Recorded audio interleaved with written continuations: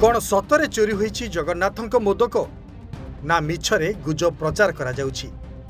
जदि गुजब प्रचार करा जाउछि ताहेले किए गुजब प्रचार करुछि?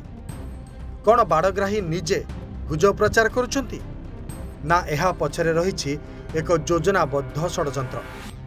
ताहेले किए मिछ कहूछि किए सत कहूछि?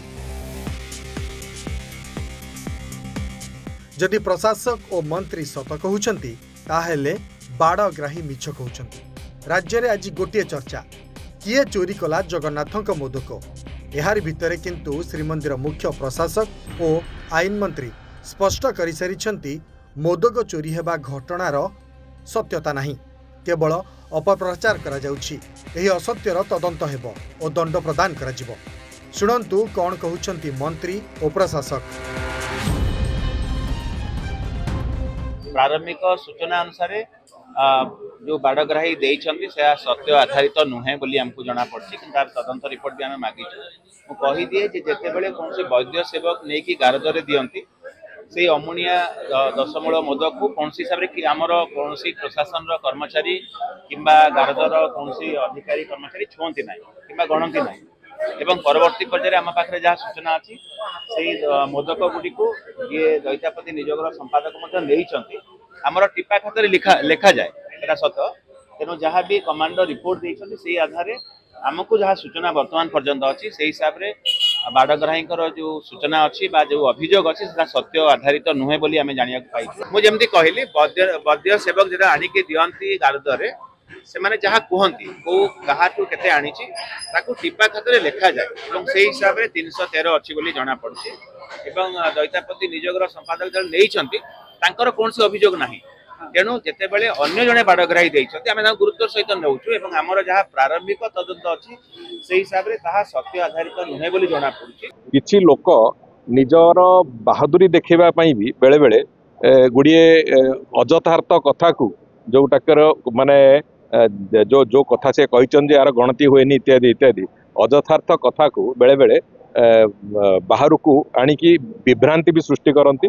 तेणुक से बाबद तर्जमा करा जाउची एवं एभली अजथार्थ कथारे जो माने संपृक्त अछंती जोटा कथा सत्यता नहीं यथार्थता नहीं से किंतु संपृक्त अछंती सेमानकु निश्चित भाव में आगामी दिन में तार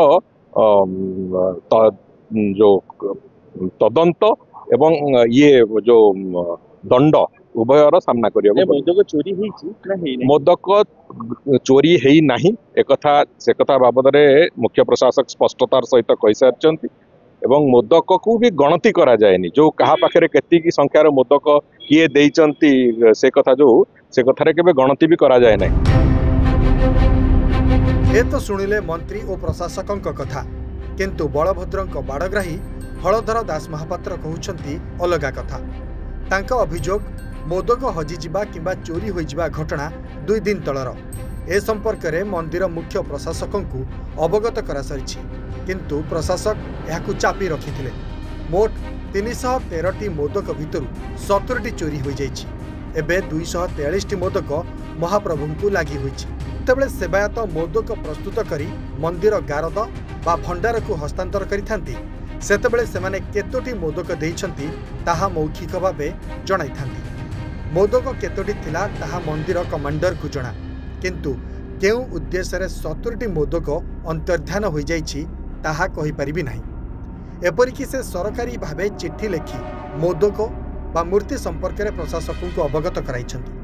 देखंतु एही चिट्ठी को जेउथरे मोदक हजिजिबा संपर्क रे उल्लेख अछि।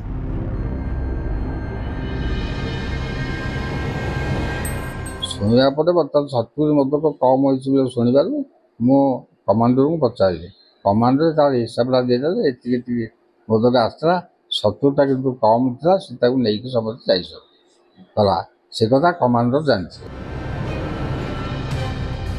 मोदक चोरी प्रसंग एठी अटकी नहीं।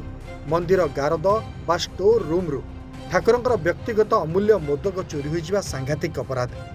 किए केउ उद्देश्य रे एहा चोरी करिछि ताहा बाबदरे तदंत हेउ। एहा सहित गारदरे सीसीटीवी लगाइबाकू दाबी करिछि जगन्नाथ सेना।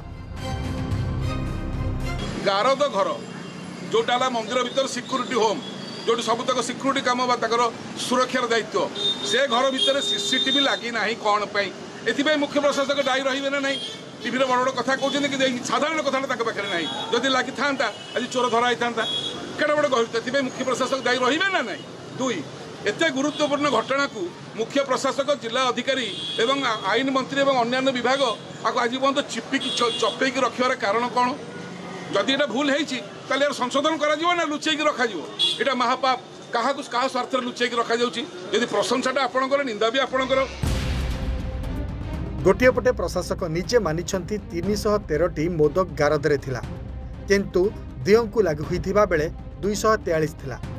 प्रश्न होउछि हजिथिबा 70टी मोदक एबे केउठी ओ किए के उद्देश्य रे एहाकु नैछि।